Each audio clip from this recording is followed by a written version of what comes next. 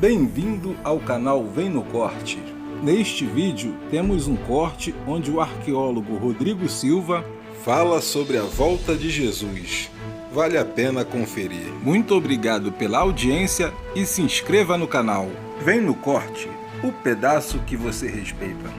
Você fala que Cristo vai retornar. Existe com certeza no Apocalipse ou no Evangelho lá que no falei. Evangelho quando isso vai datar. Mas será que é agora? Essa é a pergunta. Será que estamos chegando?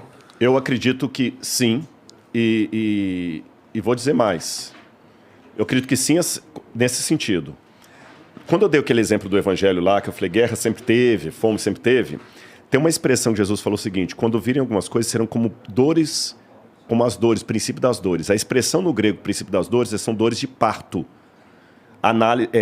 Analogia que Paulo também vai fazer, dores de parto. Quando a mulher vai ganhar neném, ela primeiro começa a ter contração. Uhum. E o que acontece? Você que é pai, você acompanha a sua mulher, a contração ela vai cada vez diminuindo o intervalo e aumentando a intensidade. Então o que Jesus quis dizer é que até a volta dele, algumas coisas iriam diminuir os intervalos e aumentar a intensidade. Realmente, um terremoto que acontece hoje mata muito mais pessoas e afeta muito mais o mundo do que um terremoto que aconteceu no ano 3 a.C. Uhum. Né? Porque o mundo era menos povoado, então a gente está vendo isso. O risco de uma guerra mundial, realmente é uma guerra mundial, embora eu deixei claro, não quero entrar em contradição aqui, que o anticristo vai trazer uma aparente paz para o mundo. E quando ele voltar, então tudo indica que pode ser agora. Uhum. Você está entendendo? Tudo indica. Só que no fundo, Jesus falou o seguinte: o dia e a hora vocês não vão saber. Então fiquem preparados, porque a hora que vocês menos perceberem, o Filho do Homem virá. Mas virá para salvar? Depende. Quando eu era criança, o meu prazer era quando dava 4h30, apitava o sinal lá da Central do Brasil, onde meu pai trabalhava, dava para ouvir da minha casa, eu já corria pro portão para esperar meu pai. Mas o dia que eu aprontava aquela velha frase de mãe, né? Deixa teu pai chegar. Deixa seu pai chegar. Porra. Quando ia entardecendo, que tocava o apito lá, nossa. Então com Deus é a mesma coisa. A Bíblia descreve pelo menos 3... Vai ter um monte de gente que não vai pro portão. Vai se lascar. E olha que interessante, a Bíblia descreve pelo menos 3 comportamentos de pessoas que não vão ser salvas, que são interessantes. Em Apocalipse capítulo 6 fala que quando ele vier, fala da ira do Cordeiro. Essa é uma expressão tão paradoxal, a ira do Cordeiro, que ele é o Cordeiro de Deus, tira o pecado do mundo, e fica irado. Porque, gente, você pensa que são só nós que ficamos indignados, por exemplo, com um camarada que praticam a pedofilia e matam uma criança? Não, Deus também está irado com aquilo. Deus também está irado. Deus ama o pecador, mas Deus odeia o pecado. Mas se o pecador não abandona o pecado, Deus vai destruir junto com o pecado. Mas se ele pedir perdão? Aí tudo bem, mas e se ele não pedir? Mas o perdão tem que ser de coração tem que ou ser de coração. o perdão na palavra? Tem que ser de coração, tem que ser Porque coração. a gente, até no último podcast que eu vim aqui, não foi? A gente tava até brincando. Ele falou, tava pregando, você entendeu? Podia ser, de repente se pá, né? Mas a gente tava brincando de, vamos fazer merda e tal. Mas se chegar na hora, lá na hora do portão, falar com o Paulo Pedro e se arrepender lá, em vez de se arrepender em vida. Porque na Bíblia tem não tem essa possibilidade. Isso é legal. Na Bíblia não há essa possibilidade. Tem que se arrepender em vida. A Bíblia fala, aos homens está fadado morrer uma única vez, e depois disso o juízo. Não tem como se arrepender lá. Não tem como. E o arrependimento tem que ser honesto, né? Desculpa. Você tem que se arrepender mesmo. Nossa, foi pro nível hard agora. Aí o que acontece? Você feriu o coração de Deus. E o que eu faço contra você, eu estou fazendo contra ele. É isso que eu tenho que entender. Você é criatura de Deus. Então, eu vou dar um exemplo bem chulo, mas vocês vão entender. Se eu chegar aqui e quebrar essa coleção, vocês vão ficar muito pau da vida comigo. Boa. Por que você vai ficar? O Rodrigo quebrou uma coisa que é minha, que é preciosa para mim. Eu falei que o exemplo era chulo, porque o ser humano é muito mais precioso para Deus do que os cavaleiros do Zodíaco para você. Então, o que eu estou fazendo contra você, eu estou mexendo com a coleção de Deus, com gente que ele ama. Aliás, até o exemplo melhor nem seria com os cavaleiros do Zodíaco, é mexer com sua filha.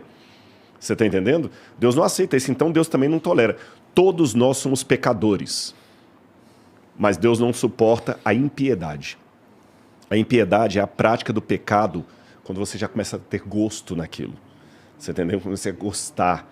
É aquele cara que ele começa a desconfigurar para poder... Nossa, é terrível isso. Cometer o pecado e errar é normal. É normal. apaixonar-se pelo pecado, Jesus falou que tem pecado, que é o pecado. Jesus chama isso pecado contra o Espírito Santo. Quando a pessoa vai...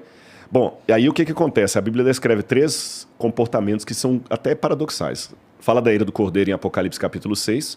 Fala que quando ele vier, muitos vão gritar para as rochas e montanhas, caiam sobre nós e nos esconda da face de Deus, porque é grande a ira dele e ninguém pode suportar. Então alguns vão pedir a morte. Um segundo grupo, a Bíblia fala que vão chegar para Jesus e falar assim, Senhor, em teu nome eu fiz curas, eu fiz milagres. Jesus vai falar o seguinte, afastem de mim porque eu não conheço nenhum de vocês. Você viu com uma posição de petulância diferente do primeiro. O primeiro já admitiu, tô ferrado mesmo, tô lascado, morre. O outro não, é aquele falso religioso, mas peraí, senhor, não entendi, eu construí tantas igrejas, eu fiz milagres, eu não te conheço. E o terceiro grupo é aquele que Jesus vai falar o seguinte, saiam daqui porque eu tive fome e você não me deu de comer, Mateus capítulo 25, eu tive sede e você não me deu de beber, eu tive preso e você não foi me visitar. E ele falou, mas quando é que eu deixei de fazer isso? Toda vez que você negou isso para um dos meus pequeninos, você negou a mim. É um terceiro grupo. Então você tem o grupo daqueles que já admitem que estão ferrados mesmo, o grupo daqueles hipócritas que ainda são petulantes, falam, peraí, mas eu fui religioso, e o grupo daquele que é o anestesiado. Você entendeu? O anestesiado. Pô, mas aí você condenou todo mundo aqui agora, não. praticamente. Aí que... Não, pô, porque com certeza eu já neguei uma esmolinha. Não, mas aí que tá a questão, não é eu neguei uma esmolinha, porque se fosse o lance de você comprar o céu pelas esmolas que você deu, aí você tá lascado. Isso aí eu fico... Aí você tá lascado, mas não é isso. Você tá entendendo? Você faz aquilo como... E você erra, você comete erro. Eu vou dar um exemplo para vocês, o que significam as nossas obras diante de Deus, para tranquilizar o coração de vocês, todo mundo que está assistindo a gente. Uma vez um pai estava viajando, caminhoneiro, passou muito tempo fora de casa. Quando ele voltou, a menininha veio correndo para ele, 3 aninhos de idade. Papai, ele abraçou a criança. Que linda, vem cá, minha lindinha, tudo bem? Quantas novidades para papai? O que você fez nesse meio tempo aí? Ah, papai, eu aprendi a escrever. Ele falou, você aprendeu a escrever, minha filha? Aprendi, papai. Então escreve alguma coisa para papai ver. Pega lá caneta e papel. Ela pegou uma caneta, um papel. Já viu criança de 2, 3 anos? Não tem nem coordenação motora. Ela pegou a caneta e começou a fazer assim, ó. Imagina, que é mão de traço, rabisco, que entregou para ele. Aí ele pegou e, como todo pai que quer incentivar o filho, ele falou assim, mas que letra bonita que a minha menina tem, olha a carta que ela escreveu para mim, papai tá muito feliz. Só que ele elogiou tanto, que ela perguntou assim, papai, o que tá escrito aí? Aí ele deu uma resposta que eu acho que veio do céu. Ele falou assim, filhinha, aqui tá escrito que você ainda não sabe escrever, mas aqui tá escrito que você quer aprender a escrever. E só pelo fato de você querer aprender a escrever, papai ama você, tem orgulho de ser o seu papai, e essa é a carta mais bonita que papai já recebeu. Então Deus é tão, não tem nem palavra para dizer, tão perfeito, tão magnânimo, que qualquer coisa que eu faça, ainda que eu vire uma Madre Teresa de Calcutá, com o coração de Gandhi, e santidade do apóstolo Paulo, tudo que eu faço chega para ele com um monte de rabisco. E ele olha para cima e fala assim, Rato, Igor, Rodrigo, aqui está dizendo que se eu for depender das boas obras de vocês, vocês nunca vão vir para cá. Mas aqui está dizendo que vocês me amam e amam os meus filhos. Então, por minha graça, vocês vão entrar aqui, porque eu amo vocês e o céu vai ficar vazio se vocês não estiverem aqui. É um rabisco, mas é um rabisco que ele transforma numa obra de arte. Espero que Deus seja bom assim mesmo. Eu tenho certeza que ele é.